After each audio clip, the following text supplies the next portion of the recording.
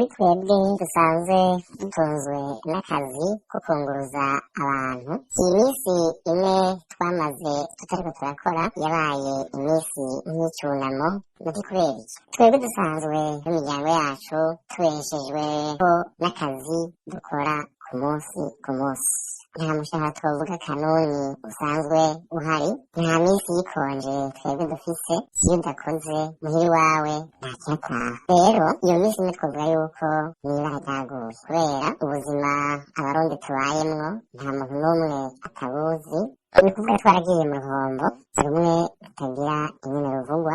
Ubu twaragiye mu madeni tutazi ingene tuzokwishura, kubera nta muntu ngo turakora bisumba kwirirwa uryamye mu nzu. Ibitoro tunywesha ibitoro vy'amagendo, ibido aha mu gisagara ca Bujumbura ni ukuvuga imiliyetiro 20 ziba zidakwiriye, irageze hagati y'ibihumbi 335 n'ibihumbi 500. Nimurabe rero ufashe urugendo buti ndatwaye abantu nko mu gihugu hagati, nashitse mu ntara ya Rutana ibirometero hafi 130, uciye ufatira nk'abantu 4 mu modokari yo mu bwoko bwa Probox, uce ufata ko bakubwiye ngo upakirire kuri vya biciro ca leta, ugomba uburenze gatoya ibihumbi 15 uyu munsi, ibihumbi 60 utwaye abantu 4, ugaruke kandi kuri 60 no kuvuga uciye 120 nk'ibitiro 30 kugira ugende unagaruke. Mumbwire mushiremwo ubwenge mwese